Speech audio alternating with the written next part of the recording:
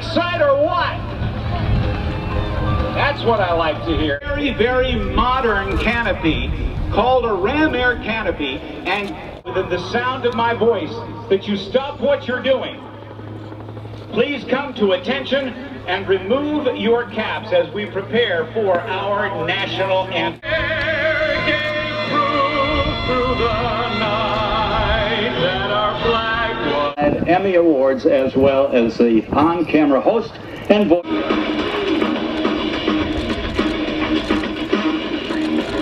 The flag is down and cut away. They'll be retrieving it immediately. And as he touches down, let's give Paul Stewart. And a total of 144 miles. Most light planes that are somewhat modern. It's got to be altered when you fly this right flyer, just because of the... He is flying the North American F-86 Sabre jet.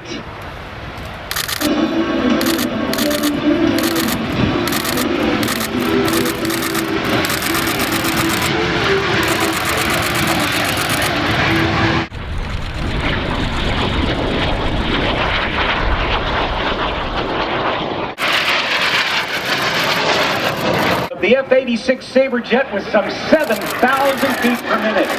The roll rate, incredible, as you see all wood. Now with the air show smoke on.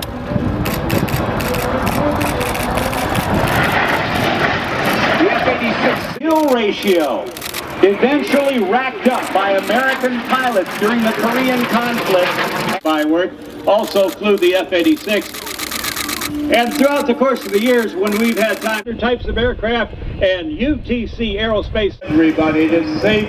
It is. If the jumper wants to turn left, he pulls on the left steering line, which changes the shape of the wing. This high in the sky right now with a large American flag. That watch the altimeters, they'll watch the ground. They're going to have to brake. It's not over yet, but let's give these jumpers a huge round of applause right on the target. It's the Rumpke flag safely in the target area. The last of the American flags coming in another target area. Stand up.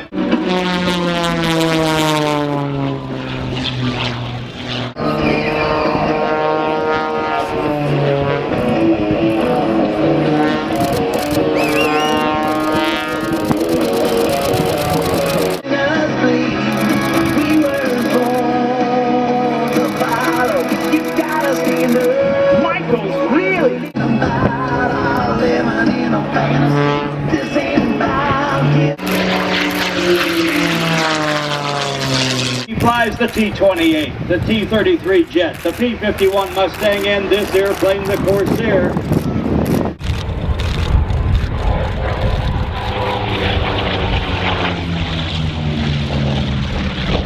Yes, I did hear it. So the big 13.5-foot propeller would not strike the altitude. Well, Dave's going to change that one around to the aileron roll or the victory roll, because as a squadron leader he was all of 28 years of age, considered to be an old man. Gear down, flaps down is Dave Fulk, mastering the chance brought Corsair.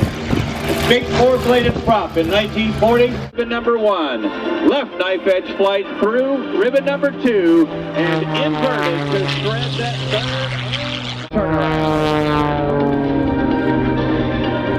Another inverted recovery. Sean live in the cockpit. Sean D. Tucker, are you with us?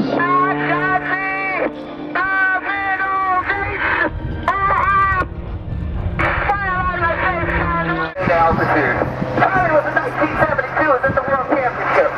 He did this. Right Frisbee turn. Essentially turning the aircraft 360 degrees. Thank you so much, ATE. Thank you so much, human stuff. It's about doing the magic. Was the first MiG-17 flown by Texan Randy Ball, a sixth-generation pilot. You can see that he is in afterburner. Now, many of these talking about the 1, 2, 3 fences on each one of the wings. In an 8 times the force of gravity turn, this is going to hurt. The highest time American big time in the United States with 1,000 hours of big time is Texan Randy Ball, relying on Goodyear from Dayton, Ohio for safe takeoff and landings. And by the way, that is the same performance you would get from a F-16 fighter. 400 knots in that turret.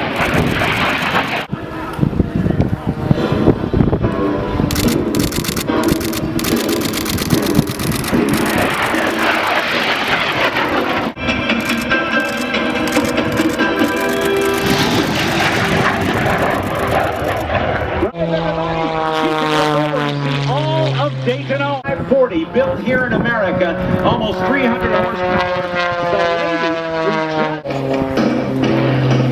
The aircraft able to tumble because it is one so beautiful and so talented.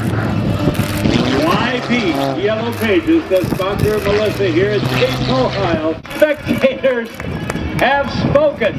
Melissa's got the lead. It's not going to be a gift. Paul Stender puts the throttle down, and let's see, Stewart does. Right off the deck, that is ship with power to weight, but skill. And that is the reason he's going to get that Bill Barber Award. Takes his time with his hot rod style flame job and matches his act with its snarling, flashing maneuver that skips forethought. And he's under the roll. Comes down to 45, keeping the stick over to the left and increasing the roll rate to over 360 degrees.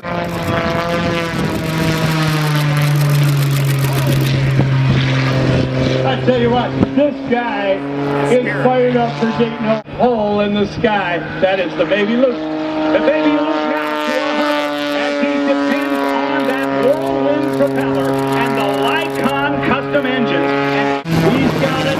And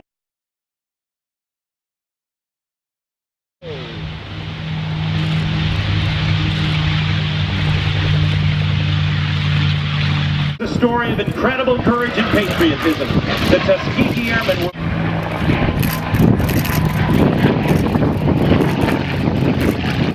the engineer, Don Thurston, the right scanner, Karen Landis, the left scanner, Terry Senger, and the APU operator, Joe Calderer. It takes father who helped so much. Then, if that wasn't enough, Rob Ryder, Vic Agathir put money out of his own pocket to keep the airplane operational. So that's the reason for the A on the tail. Vic Agathir is the father of this airplane. He cut through the military red tape because he knew how to plane. He has got more levers, more switches, more dials, more on-off in. They continue to tweak the manifold pressure and not necessarily the RPM. Mark Novak at the controls, the flight engineer not facing forward. All right, now the pilot will come in with a big handful of trim, and he'll have the throttles. He brings the throttles back against the stops. He continues to trim. The main gear touches down, and then the nose gear touches down, and that's the way you fly a B-29.